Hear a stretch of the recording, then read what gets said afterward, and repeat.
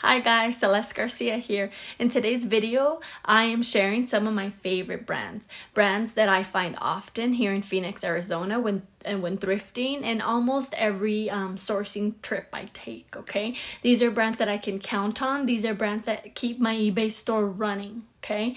Now, you can expect to profit, and this is just an estimate, anywhere from $10 to $50. Of course, it could be more, it could be less depending on the item, okay? Now, I do have my normal, my typical thrift stores that I like to shop in.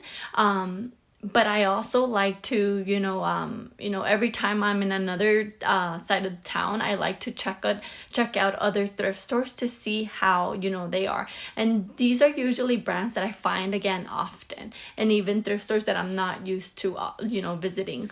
Okay. So now that might be different from your area, because people wear different brands from your area. The weather has a lot to do with it. So just keep that in mind. Okay.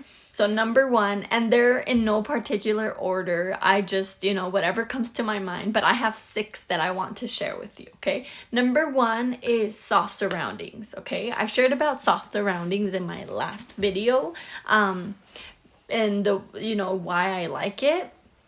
But I want to tell you more, okay? I do like soft surroundings because, I find it often, it has that side tag on the bottom, left-hand side, I believe, and I like to type in that number into Google to find the style name, and it's easier for me to look up comps and know if, this item is worth picking up or not, okay? Now, I have to tell you that not all pieces are, worth a lot, okay? There are some older pieces, and there are, of course, some newer pieces. So you have to be careful when picking them up because, again, not all items sell for a great profit, okay? So I do want to say that when I started reselling, I remember, finding a brand and feeling excited about it and then listing it, and then it taking so long to sell. And I wondered why. But then I realized with time that not all pieces are created the same, okay? Some pieces sell at a better, for more than others. And a lot has to do with how old the item is, the style, of course, and sometimes, even if celebrities wear them or not. So soft surroundings is good because, even when now I've gotten a little smarter when I'm at the store, although it takes longer, I like to put in that style name onto Google and look up comps. And if I see that it can make me at least $10, then I will take it. If it cannot make me and it's not selling, then I won't take it, okay? But soft surroundings is the first one, okay? In no particular order again, okay? Number 2 is Free People. Free People is one that I find very often. Almost every single trip that I take, I find a Free People. Now, I love it because it's very popular, it's trendy and all of that. But, I feel like a lot of thrift stores, like I said earlier, know this brand. They know resellers are after it and they overprice it, okay? So be careful when picking this up. I know there's also a way to find the style name for Free People, and I could show you how to do that, but it also has a number on the side tag that you can look at, and then you can look at stock photos so you can put them on your listing and all, okay? So Free People is a good one. There are some low items. There are some items that sell for more, but that's always a brand to look out for, okay? Now, let me tell you that, the basic tees, usually don't sell for a lot. So you might want to skip, basic tees and basic stuff, okay? But, items that have more bling, items that have more design, items that, look more interesting, embellished, embroidered, those are items that you do want to pick up because usually they're worth a lot more, okay? Now, I do want to say that recently, I made a haul video, one of my first videos that I made when I shared some of my favorite brands, and some of the things I had picked up from the bins. I did have a cardigan, a chunky cardigan sweater that I showed you, and I told you that I wanted to keep that one if it were in my size. When I went to list it, I actually knew that, it seemed a little special.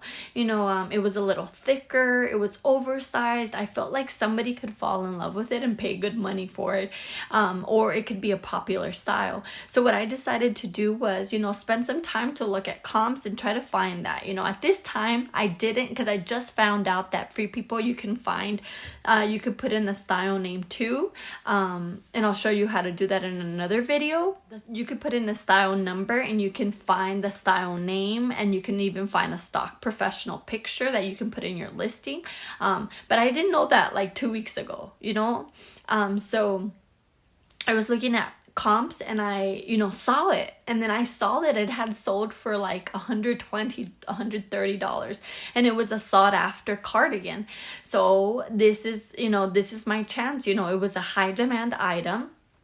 And so there were like 5 for sale, but none in my color, none in my size. And it seemed like my color, the color that I had, like a ivory grayish, was very popular, and the blacks weren't selling as well as that color. So I went ahead and I overpriced it, because again, if somebody really wants it, they'll pay money for it. Okay, so I overpriced it, thinking I'm gonna sit on it for like a month or even more, and that's okay. There are some items that I like to, wait on to find the perfect buyer, just to get the most money out of it, or get pretty good money out of it. And a week later, I got an offer. I actually set it for $138, yes, plus shipping. And I got an offer for $115. I took it. I didn't even think about it. I took it. So I did previously get an offer for $50, and I declined it because they messaged me saying, that was the best they could do. And I thought about it, but I said, you know what, I'm gonna wait on finding the right buyer, and I'm glad I did. A few days later, it sold for $115. I shipped it out. I'll show you a picture here of the Free People item that I'm talking about. Okay. And so that was exciting. So Free People is the second one, but remember that there are low items and there are high items, okay? So you always want to look up comps to determine, if you have a good item or not, okay? The third brand that I do enjoy also, that I like, is Lululemon. I've talked about Lululemon. Lululemon was actually one of the first brands that I thrifted. And I have to say, I'm going to tell you the story behind this one, because I wasn't actually looking for it. I went in because I think I needed a red shirt, and I have a Goodwill nearby my house, and so I decided to stop in to see if I could find a red shirt, for the next day without having to buy a new one. Okay, so I was trying to save some money. So I went in. Of course, I didn't find the red shirt, but I was walking, I was already going home, and I was walking through the active wear aisle. Keep in mind, I wasn't reselling at this time, but some Lululemon leggings stood out to me. And I remember, and I didn't know much about Lululemon at the time, and I had seen an advertisement on Instagram, I think it was, and so I knew these were expensive, and so I decided to pick them up. They were like $4, and so they were in pretty good shape, and so they were the actual full-length leggings, and I was like, oh, I can probably resell these and make some money. I was thinking $20. So I went home, I washed them, and I didn't know how to price them. And so I was, at that time also, I didn't know how to look up sold comps, but I did, I didn't know how to do that. I didn't know how to do that. So then I looked at, just current listings, how much they were, selling for. And so a lot were selling for a lot. And so I figured, if I put them for 99 cents, I don't think I can lose. I think it'll at least sell for $20. And so I did. I put them for 99 cents, and I put them on a 7-day auction. It was the only item I had for sale at the time, because again, I wasn't reselling at the time. And they sold. And they sold for a whopping $71. And that's when I was like, reselling this it got me. I knew that I had something. And so since then, that's when, I started. And I remember only starting, every time I would go thrifting, well, when I was teaching, I would stop by a Goodwill that was close to the school that I taught in. It was a pretty good area, and I would find Lululemon often. And then, so I would just stop by the activewear area. I didn't look at anything else because, again, I didn't have a lot of time. And so I would find Lululemon, and that's what I started getting familiar with. That's how I started making some money, okay? And I love because of that reason. But I do also have to say that not all pieces are created the same. Not all pieces go for a lot. There are some older styles. The newer styles go for more, of course, because they're current. Tops don't sell for as much as bottoms, and so you do want to think of that, okay? If you find, a lot of thrift stores, again, know about this brand, and so they up their prices. And so if you find, a shirt, a tank top that is priced at $10 or $15, you probably don't want to pick it up at the thrift store because it's not going to make you much profit unless it's a sought after item. But you have to look at comps, and that just comes with time. You're gonna be familiar with that with time. You're gonna learn with time. But if it's a bottoms, maybe at $10-15, it might be worth it, okay? You still can probably get a good profit off of it, okay? So think of that. So Lululemon, third brand. Fourth brand that I enjoy and that I find often is Eileen Fisher. Okay, Eileen Fisher is also one of the brands that I used to find often at the beginning, and I still keep finding. Eileen Fisher, I feel like I can count on. The newer tag, okay, so there are older tags that look like a square black box. Those don't do as well. Newer ones do well, and Eileen Fisher, especially if you find like a 1X, 2X, 3X, the plus sizes, they do very well, okay? So something to think about when sourcing. The bigger sizes do well, okay? So, but again, remember that not all pieces are created the same. The fabric has a lot to do with it.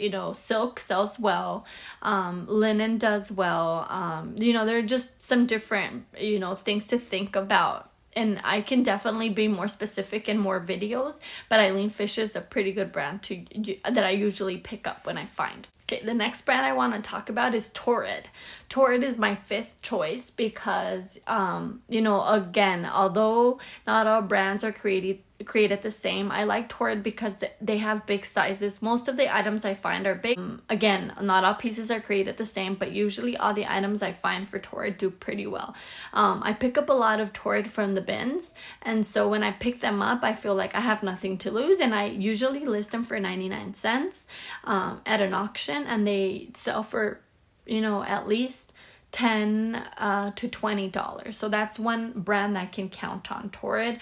They even have bras, they have dresses, they have tops, bottoms. By the way, I sold a pair of bottoms that were a size 22, I believe, distressed. They sold for, I think it was like $32, around that range, okay? So, just depending on what you have. And number 6 that I like, the last one I'm going to share of my typical brands that I find, is the North Face. The North Face I can usually find, pretty often. Not every time, but I could find pretty often. It does pretty well, but again, not all pieces are created the same. I feel like pants don't do as well as jackets, tops, tank tops, very basic tank top I would pass on. But usually North Face, the jackets is what does really well for me, okay? So these are some of my favorite brands that I find often, but I will be sharing more high-end brands that I like, that I have found, and then I will be sharing more brands as I find them, okay? So I hope this video helps. Please comment, what are your favorite brands? What are brands that you find often? Or if you're just starting, are these new brands to you? Please don't forget to subscribe to my channel and click the bell so that you can get notifications of when I post new videos. And thank you so much for watching, guys. Until next time, bye bye.